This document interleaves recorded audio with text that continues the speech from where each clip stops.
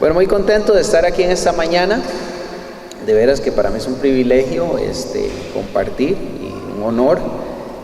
Y bueno, hoy quiero simplemente abrir mi corazón y ver algunas cosas, que veamos algunas cosas juntos de lo que son relaciones de pacto. Relaciones de pacto. Quizá en el tiempo de discusión va a ser interesante ver y que podamos aclarar algunas dudas o algunas inquietudes de lo que son relaciones. Ok, entonces relaciones de pacto, dice cómo desarrollar y fortalecer relaciones dentro y fuera del grupo. Vamos a tocar 3 temas hoy, esos 3 temas que están ahí. Primero, cómo desarrollar y fortalecer relaciones dentro y fuera del grupo, muchos grupos, una sola iglesia y las características de una comunidad de creyentes. Tenemos estos 3 temas y queremos empezar con relaciones de pacto. Entonces, lo primero que quisiera compartir, y que ya todos probablemente sabemos, y que bueno, es algo que definitivamente vemos el fenómeno en redes sociales. Ustedes han visto cómo en redes sociales alguien pone algo y otro pone un comentario y empieza la discusión y se arman unos pleitos, ¿verdad? Súper interesantes, que si uno fuera amigo de las novelas, pues estaría bien entretenido. Y es porque somos seres, Dios nos hizo así, seres sociales, ¿no? Estamos diseñados para estar juntos, somos de manada, y entonces eso implica que no estamos solos y que necesitamos establecer relaciones. Entonces, las relaciones en el reino de Dios son muy diferentes de lo que son las relaciones en el mundo.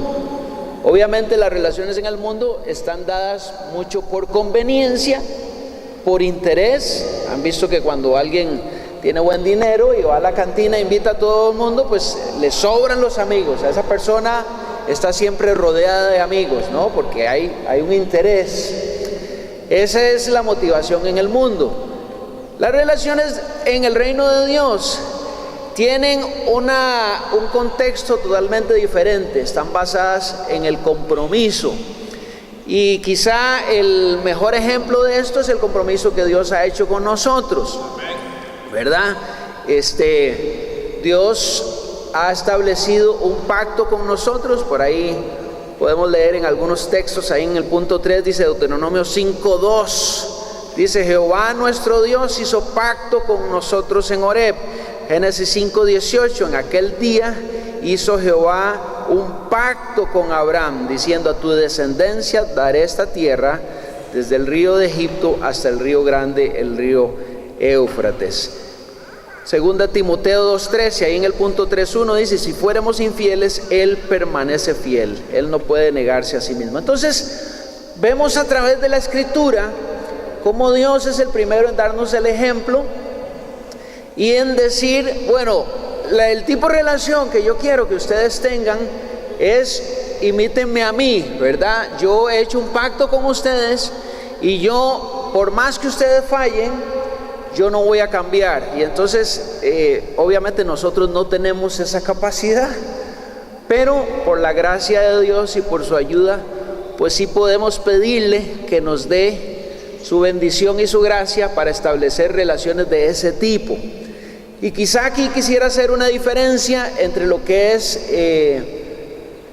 contrato y lo que es un pacto, ¿verdad? No sé cuántos saben la diferencia. Raúl lo ha hablado, se ha hablado mucho, pero quizá para repasar un poco, en lo natural, en las relaciones, cuando se hace un contrato, yo llego, firmo un contrato, el otro firma, nos damos una copia cada uno, y entonces ahí establece que mientras ambos cumplan las condiciones, el contrato sigue vigente. Pero en el momento en que uno de los dos incumpla el contrato, la otra persona está en el derecho de romperlo. Entonces dice: no, mire, ya no vamos a hacer el edificio porque ustedes incumplieron este punto de presentar los planos en X fecha. Y entonces ya dice: bueno, ya no vamos a contratar a otra compañía en el caso que estemos haciendo una construcción. Entonces el contrato permite la ruptura por incumplimiento de una de las partes, no así el pacto, porque imagínense qué nos pasaría a nosotros si Dios fuera así con nosotros, ¿verdad? Ya no estaríamos aquí ninguno de nosotros. Entonces Dios permanece fiel y permanece cumpliendo su palabra, aunque nosotros, que somos la otra parte, fallemos. Y es obviamente lo que Dios pretende, o el modelo que nos quiere enseñar, o el modelo bíblico para las relaciones. De manera que, llevándolo a la parte práctica, si usted puede ver en el hermano a alguien a quien Dios le ha puesto a amar, ya no cabe aquel, es que me vio feo, es que no me saludó, es que me hizo esto, es que me timó, es que me estafó, es que me robó dinero. Bueno, la palabra dice que a pesar de eso, tenemos que continuar en una relación de perdón.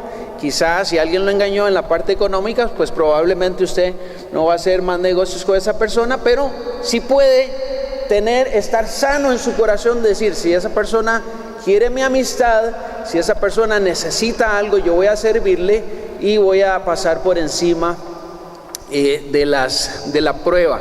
Y esto me lleva, vamos a brincar un poquito para conectar con lo que estamos hablando. En el punto 4, en la parte de atrás de la hoja, dice que toda relación es probada. Y esta parte es muy importante porque es en el momento, vean cómo somos realmente, cómo se da uno cuenta cuando uno está en un momento de presión. Cuando yo estoy en una situación económica difícil, ahí yo me doy cuenta si yo dependo de mi cheque o si dependo del Señor, ¿cierto?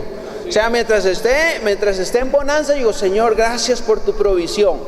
Pero donde llega la estrechez, digo, ay, necesito tarjeta para poder salir adelante. Ups, ahí eso es un indicador de que mi confianza no está en el Señor, sino que está en los recursos, en cómo yo pueda manejar la situación, ¿cierto?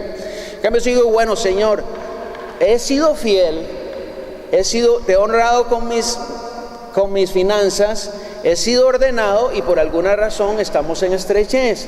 Entonces tú vas a ser fiel para cumplir tu palabra. Y entonces ahí eso es una muestra de mi madurez. Entonces las relaciones también tienen ese punto, también tienen un examen. A veces Dios nos hace quizzes con las relaciones a ver cómo estamos. Y a veces, como decía un hermano, ay hermanito, es que esa persona es tierra de quebranto para mí. ¿Por qué? Porque a veces Dios quiere trabajar algo en nosotros, quiere trabajar algo en nuestro carácter. Y claro, nosotros el otro día compartía con mi esposa a raíz del accidente, que yo le decía, y Dios nos tocaba, ¿verdad? Estábamos ahí poniéndonos delante del Señor. Y yo le decía, Mancha, es que uno siempre ve las cosas desde la propia conveniencia, desde el interés personal. Pero Dios, yo le decía, y uno lo que puede ver, hablando del ejemplo de esta patilla, es que ando en muletas, no puedo caminar, no puedo hacer un montón de cosas. O sea, el hecho tan simple de agarrar, yo antes agarraba 5 o 6 naranjas, las llevaba de un lado a otro en la cocina, ahora no puedo hacerlo. O sea, si agarro una naranja, no agarro la muleta. Entonces, cosas tan tontas, tan sencillas como agarrar una naranja, ya no podía hacerlo, tenía que agarrarla, ponerla aquí en la mesa, caminar un paso, ponerla más adelante en la mesa, dar otro paso.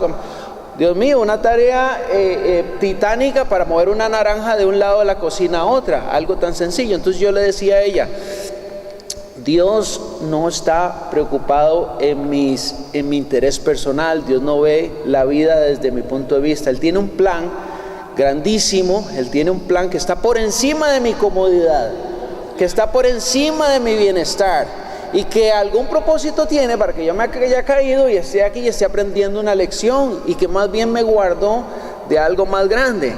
Entonces, por encima de mi bienestar y por encima de mi interés personal hay un propósito gigantesco que Dios quiere tratar. Y si Dios quiere enseñarme precaución, humildad, compasión, que después yo pueda compadecerme que alguien está en una situación. Para Dios no es nada haberme atravesado ese perro para lograr un propósito más grande. Entonces es importante no perder el big picture, como dicen los gringos, ¿verdad? El panorama grande. Y entonces, volviendo a las relaciones, toda relación tiene que ser probada. En algún momento, alguien en que usted confiaba mucho probablemente va a cometer un error que empieza a probarte el corazón y empieza a probar cómo estoy yo, mamadres, porque Dios en su propósito quiere lograr algo más grande. No solo que no me hieran, no solo que no me hagan nada, sino que quiere formar el carácter de Cristo en mí. Y entonces permite la ofensa, permite el agravio, permite cualquier cosa, porque Él está buscando algo más. Él está buscando que yo crezca. Y entonces ya cuando vienen situaciones difíciles, ya yo no voy a ver aquello como un ataque a mí, al pobrecito yo. Señor, ¿qué quieres enseñarme en esta situación? Entonces, nada más para que no perdamos de vista esto de que toda relación va a ser probada. Y cuando viene la prueba, la pregunta es, bueno, Señor, ¿qué quieres formar en mi carácter? ¿Qué quieres formar en mi capacidad de perdón? ¿Qué quieres formar en mi paciencia? Ojo, ahí yo sé que todos, ¿verdad? Vean lo que es ver el avance de esta pierna, y perdón que me ponga tanto de ejemplo, ver el avance donde todos los días un poquito más, un poquito. Yo decía, Señor, no puede ser un poquito más rápido, ¿verdad? Pero todos los días ya yo logro que ya el ángulo de la pierna ya puedo un gradito más y ya me duele menos, y un gradito más. O sea, todo Dios no tiene prisa, y Dios a veces puede pasar días, semanas, meses o años tratando con una situación hasta que nosotros aprendamos la lección. Yo tengo un dicho que es que si uno no pasa el curso, Dios se lo pone a repetir, ¿verdad? Entonces uno dice, no, es que en esa iglesia ese hermano me hirió, y aquí y allá, y me voy para otra iglesia. Y en la otra iglesia Dios lo pone a repetir el curso. Así es. Lo pone a repetir el curso y le pone otro igual. ¿Verdad? Porque al final lo que Él quiere es que podamos crecer a la estatura de un varón perfecto, a la plenitud de Cristo. Entonces, toda relación es probada. Tal vez volvámonos un poquito ahí al punto 3.1, y recordando la historia de David, quizá, y les invito a leer la historia completa en Primera de Samuel. Quizá David sea uno de los mejores ejemplos de alguien que establece una relación de pacto, y por encima de las situaciones y de los intereses personales, él mantiene esa relación de pacto, aún que eso muchas veces puso en peligro su vida. O sea, estuvo en peligro de muerte o de ser asesinado por el padre de quien él establece esta relación. Entonces no lo vamos a leer, pero yo les pido por favor que ustedes, pensando en el contexto de las relaciones, puedan ir y puedan leer la historia completa y ver cómo David establece una relación de pacto con Jonatán, y le dice que le amó más que a sí mismo. Hicieron pacto. Bueno, ahí está la historia, pueden leerla en 1 Samuel 18, y cómo estos dos hombres, primero Saúl, que era el padre de Jonatán, se da cuenta que David es ungido y que va a ser el nuevo rey. Entonces obviamente empieza una situación de celos a tal punto que lo empieza a perseguir para matarlo. Pero David había hecho un pacto con Jonatán, el hijo de Saúl. Y lo interesante que es que en algún momento el mismo Saúl se vuelve contra su hijo Jonatán, intenta también hacerle daño, y en 3 ocasiones, ahí en la historia está, no tenemos tiempo para verlo, pero en 3 ocasiones el mismo Saúl con un ejército va tras David a buscarlo para asesinarlo. Pero lo que me llama más la atención es la actitud de David. Dios lo guarda, Dios lo libra, Dios no permite que Saúl le haga daño. Pero ahí en la parte de atrás de la hoja, quizá este texto tal vez revela el corazón de David. Según de Samuel 9:1, dice David, una vez que Saúl y Jonatán mueren en guerra, David los llora, hace luto en Israel por ellos, se duele genuinamente del mismo que lo había buscado para asesinarlo 3 veces. Él hace luto por ellos, y luego más adelante en 2 de Samuel dice David: ¿ha quedado alguno de la casa de Saúl a quien haga yo misericordia por amor de Jonatán? Wow, me quito el sombrero, porque él pudo haber dejado que se contaminara su corazón. Él pudo dejar, dice, no, este tipo me anda buscando para matarme, ya 3 veces, es increíble, yo no le he hecho nada, porque no le había hecho nada. Él tenía todas las razones, todos los argumentos humanos para haber llenado su corazón. Y es lo que hacemos nosotros, ¿verdad? No, es que no me vio mal, es que me hirió, es que me debe plata, es que no, ¿verdad? Lo que sea. Y todos los argumentos humanos, y puede ser que tengamos razón humanamente, pero Dios quiere este paso más, que digamos: ha quedado alguien de la casa de este enemigo a quien yo pueda hacer misericordia por el pacto. Entonces, por amor al Señor y el compromiso que debemos tener, es, ¿qué puedo hacer yo para bendecir? Y el Nuevo Testamento dice: ascuas de fuego. Si tu enemigo, ¿qué dice? Lo conocemos, ¿verdad? Si el enemigo viene, bendígalo. Recuerdo una vez que se nos metieron a robar a la casa, y todavía mis hijas recuerdan este episodio. Se nos metieron a robar, llegamos, y usted sabe, al que se le ha metido a robar es una de las situaciones más desagradables de la vida. Llegar usted a su casa, abre la puerta y encuentra todo revolcado y tirado. Es una sensación donde uno se siente, no es tanto lo material, es que te sentís violada, la intimidad, toda tu ropa interior, todo así revolcado. Es horrible. El que se le ha metido a robar sabe lo que es. Entonces, en ese momento yo dije: hijas, oremos, vengan y oramos. ¿Cómo se le ocurre? Se hace una reacción así como, ¿verdad? Oremos por esta persona. Y empezamos a orar y bendecimos a la persona que nos había hecho daño. Es lo que dice la palabra. O sea, en mi carne, ¿qué quería yo? ¿Dónde está la pistola para buscarla? ¿Verdad? Los anillos de mi esposa, que tanto, unos anillos de compromiso y cosas así que tienen. No es el valor físico, es que ya ese anillo era el anillo que yo le había dado, ya se puede cambiar, pero ya no es el mismo, ¿verdad? Es un valor sentimental. Entonces, uno humanamente lo que desea es ir y que se cumpla el verso de que es mejor dar que recibir, ¿verdad? Yo le doy. Pero la palabra nos llama a ir un paso más allá, y definitivamente David en este verso nos da un gran ejemplo de cómo es tener un corazón limpio, a pesar de cómo es tener un corazón como el que le agrada al Señor. Y quizá esta es una de las cosas que van a decir de nosotros si hemos ya pasado el curso, si ya pasamos el curso, o si todavía necesitamos repetirlo más. Consideraciones prácticas, tal vez para ya ir aterrizando. Dice: solo por la gracia y el poder del Espíritu Santo se pueden tener relaciones de pacto. La carne no tiene esa capacidad, ¿verdad? ¿Qué es el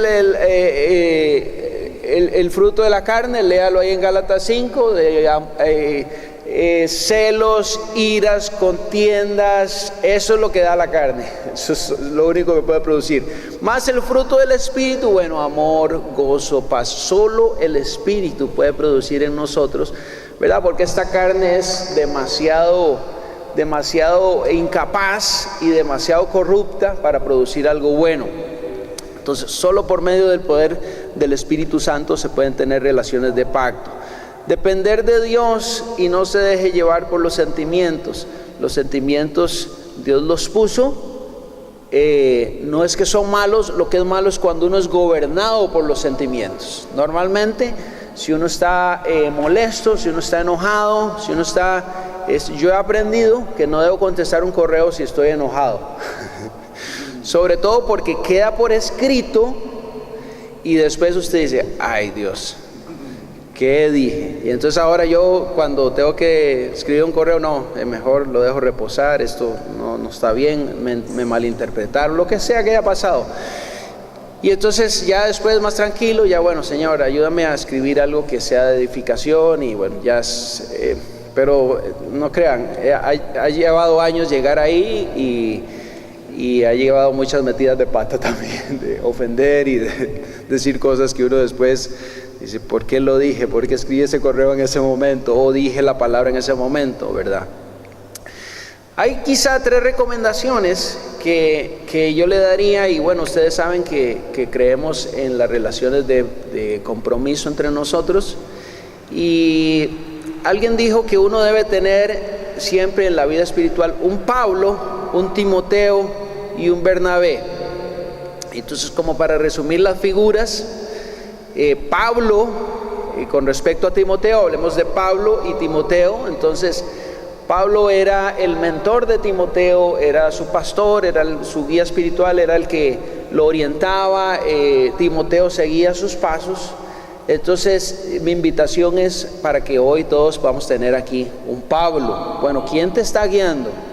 ¿Quién es tu mentor? ¿Quién es tu pastor, tu guía? Como usted quiera llamarle, pero a alguien que le esté ayudando a usted a crecer en su vida espiritual. Entonces debemos tener un Pablo o una Paula. Si usted es dama, busque una Paula, ¿verdad? Y se le arrima, le diga, mire, alguien que usted pueda reconocer autoridad espiritual, que usted vea en realidad la luz de Jesús en esa persona, y alguien pues puede, ojalá que vaya un poco más adelante que usted, porque le va a poder ayudar con el tema de hijos, de crianza, de matrimonio, de un montón de aspectos. Entonces, un Pablo, luego un Timoteo.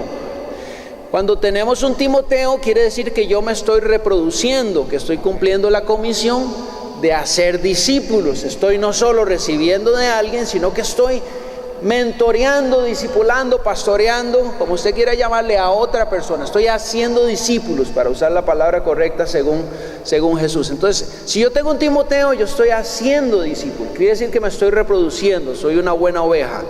Y un Bernabé, Pablo habla de Bernabé como su compañero, y si fuimos con Bernabé y Bernabé me acompañó, y aquí y allá con Bernabé, entonces era como su amigo, su compañero de ministerio. Entonces ahí tenemos quizá las tres relaciones más importantes que deberíamos tener. No necesariamente tiene que ser un solo Bernabé o un solo Timoteo. Usted puede reproducirse y tener una comunión amplia con muchos hermanos que sean sus compañeros de milicia, sus compañeros de viaje, o puede tener muchos Timoteos, ojalá que se esté reproduciendo en muchas personas, ¿verdad? Y Pablos, normalmente es bueno no escuchar muchas voces. Entonces yo le recomiendo que tenga a alguien que sea su mentor y su guía espiritual, porque si usted se pone a escuchar voces, entonces siempre va a haber matices, siempre va a haber cosas que a veces se ponen en conflicto. Entonces ahí sí, mi recomendación es que usted establezca una relación con una persona y pueda ser guiada. Ahora puede ser que Dios lo mueva no es que sea algo que sea como cambiarse la camisa, pero eventualmente, por ejemplo, nosotros hemos tenido varios mentores cuando estuvimos en Guapiles. Entonces obviamente fue nuestro pastor allá en Guapiles. Después estuvimos en otra iglesia antes de llegar acá, fueron los líderes de esa iglesia, y ahora acá. Entonces es importante, no es que esté escrito en piedra, pero sí es bueno que usted esté en el lugar donde está sirviendo, que ahí sea donde busque esa persona. Entonces, características de una comunidad de creyentes. Ok, y esta parte agradezco a un Hugo que me ayudó a dilucidar aquí un poco más, a ver mejor el panorama. Y es básicamente la secuencia que sigue una persona cuando en su madurez en el Señor. Entonces normalmente la secuencia es el individuo, luego alcanza la familia, luego sirve en la iglesia y luego se abre, la iglesia está llamada a conquistar el mundo. Entonces comienza a nivel individual. A veces hay personas que quieren transformar la familia y todavía no son ejemplo. Primero necesito yo, la transformación empieza de adentro hacia afuera por mi persona, empiezo a crecer. Hay personas que han ganado la familia con solo la esposa y dicen, ¿pero qué te pasó? O sea, yo veo que sos diferente, yo veo que me estás tratando, y solo eso es ya un testimonio para conversión. Entonces, y debería ser así, y es el mejor y es el más fácil también. Usted necesita convencer a nadie. Vieron el cambio en usted, ven la transformación que el Señor ha hecho, y eso produce un fruto en los que están alrededor. Alguien habló de los círculos de influencia, y quiero hacer aquí un paréntesis de algunas cosas interesantes que pueden servirles. Dicen que la gente más efectiva es la que se enfoca en su círculo de influencia. Es decir, hay dos círculos, lo llaman los que hablan de negocios o de superación personal. Dos círculos de influencia. Dos círculos, uno que se llama el círculo de influencia y otro el círculo de preocupación. ¿Qué está en el círculo de preocupación? Todas las cosas que usted no puede cambiar. El clima usted no lo puede cambiar, usted no puede cambiar la situación política del país o el presidente o lo que sea. Entonces la gente más inefectiva son las que se enfocan en el círculo de preocupación. ¿Qué tirada? Está lloviendo, y ahora ¿qué voy a hacer? Y esto y lo otro. Entonces ¿verdad? O hablar de las cosas que no podemos cambiar. No, es que la guerra allá en Irak, y es que no, qué barbaridad, y hacen un discurso y todo, ¿verdad? Pero eso difícilmente lo podamos cambiar, ¿verdad, Esteban? Entonces la gente efectiva dicen que se centra en el círculo de influencia, no en el círculo de preocupación, las cosas que yo no puedo cambiar, sino en el círculo de influencia. ¿Qué sí puedo cambiar? Puedo, con la ayuda del Señor, empezar a darle espacio en mi vida para que transforme mi vida. Digo, cambio yo, cambia el mundo, ¿verdad? Y igual en la visión lo tenemos, ¿verdad? Crear individuos para discipular, para que después puedan hacer eso a otros. Y lo dice Pablo a Timoteo, dice, esto enseña a hombres que sean capaces de enseñar también a otros. Entonces, ahí vamos. Entonces, lo primero empieza por mí. Luego continúa con la familia, obviamente. Se es afectada la persona, el que se convierte, y empieza a afectar la familia. Y luego la familia encuentra un lugar para servir también en la iglesia. Entonces, aquí es importante, si alguno de ustedes todavía no está involucrado en algo, o todavía no está haciendo algo, sirviendo en algo, yo le invito a que usted pueda ver, pedirle al Señor dirección, y que usted pueda pedirle dónde puede servir acá, ¿cierto? Hay mucha necesidad, y yo lo que he visto es que a veces hay dos tipos de personas. Unas que dicen, es que yo no sé por qué esa pared no la pintan, esa pared está sucia, llena de bolazos y todo. Y hay otro que dice, mira hermano, viera que yo tengo una pintura ahí en mi casa, ¿usted me dejaría pintar la pared? ¿Verdad? Entonces hay unos que están viendo lo que hay que hacer para criticar, y hay otros que ven lo que hay que hacer y se ofrecen a hacerlo.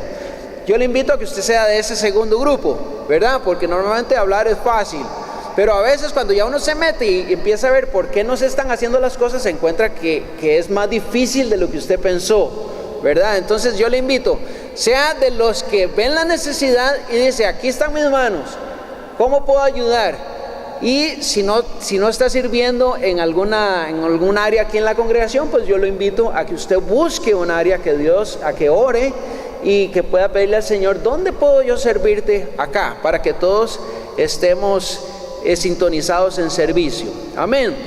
Y una vez que estemos sintonizados, pues vamos a poder hacer nuestra tarea efectiva de ir al mundo, ¿verdad? De ser un ejemplo. Si estamos bien como individuos, bien como familias, estamos sirviendo en la iglesia, entonces la iglesia está creciendo y siendo luz al mundo, que ese sería más o menos el orden. Para terminar, quisiera nada más agregar un par de cosas. Dice aquí, muchos grupos, una sola iglesia. Es decir, tenemos dos dinámicas. Tenemos la dinámica del grupo pequeño, del grupo de crecimiento, y vean el texto ahí de Hechos 5:42. Dice, todos los días en el templo y por las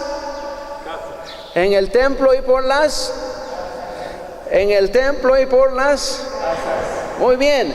Entonces quiere decir que hay dos dinámicas. Hay una dinámica del templo y hay otra dinámica en las casas, y son dinámicas diferentes. ¿Por qué? Porque ¿qué pasaría si aquí los 100 o 150 en el culto del domingo empezamos a levantar la mano? Mire, pastor, pero es que a eso no lo entiendo. Mire, ¿me puede explicar tal cosa? Es que yo tengo una duda. Terminamos como a las 6 de la tarde el culto, ¿verdad? Entonces, la reunión dominical es un tiempo de adoración juntos, que es algo que no es muy difícil tener en una casa como congregación, como grupo. Es un tiempo de ministración donde Dios nos habla en forma general, ¿verdad? Donde hay una palabra que Dios trae en forma general, pero la reunión en la casa permite una administración personal, permite esa relación, esa amistad. Raúl puede decir, mire, es que tal cosa, y por allá Fede dice, mire, yo quiero aportar algo ahí, quiero contarles algo, y eso enriquece. Entonces, en la reunión de casa todos pueden participar, ¿verdad? Porque es una reunión pequeña. ¿Cómo? Es una reunión pequeña, todos pueden participar, y entonces se presta para esa interacción, para esa familiaridad, para conocernos también, porque las iglesias van creciendo y de repente usted no conoce a todos los que llegan aquí, pero sí conoce a el grupo que se reúne en su casa, y esos pueden ser los cercanos, los que están orando por usted cuando se cae de la moto y se le friega la rodilla, cuando lo operan, como el caso de Marcos, que vemos que está bien, Dios lo tuvo una operación esta semana, Marcos Arguedas, y cosas como esas, que son cosas que a veces no son del conocimiento general de la congregación. Entonces, igual hay enseñanza personalizada. Si yo detecto necesidades específicas que tiene el grupo, yo digo, bueno, tienen duda en esto, bueno, tratemos este tema. O surgen muchas inquietudes con respecto a un tema específico, se puede tratar ese tema específico. Pero lo más importante, como dice ahí al final, es depender del Espíritu Santo, ¿verdad? Que ahí es donde, esa es la cereza en el pastel. Necesitamos siempre, en todo lo que hagamos, depender del Espíritu Santo. Entonces, básicamente eso, entender que las dinámicas son diferentes, que las dos son importantes, ¿verdad? Que es una herramienta de evangelismo. Hay gente que no quiere venir a la iglesia, pero usted le dice, mire, le van a invitar a un estudio bíblico en mi casa, está bien, ¿verdad? O le invito un cafecito y comparten algo,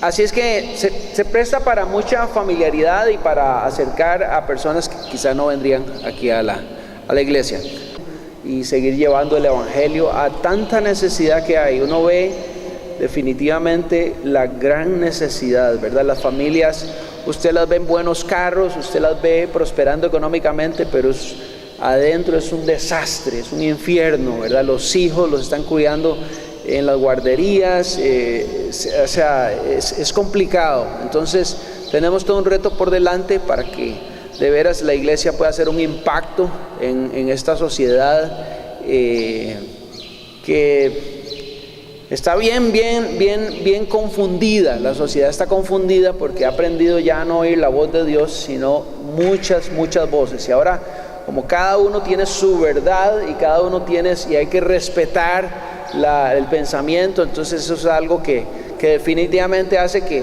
cualquiera se levante, y si tiene seguidores, pues lo siguen y están a veces oyendo, como dice la palabra, doctrinas de demonios. Sí creo que hay que tener cuidado. Entonces, bueno, que el Señor nos ayude y que podamos de veras tener relaciones entre nosotros que sean sólidas, o sea, que podamos ser maduros, hermanos, que pase lo que pase, podamos Dice que el sabio, dice Proverbios, dice el sabio pasa por alto la afrenta. Entonces, dejémosla pasar.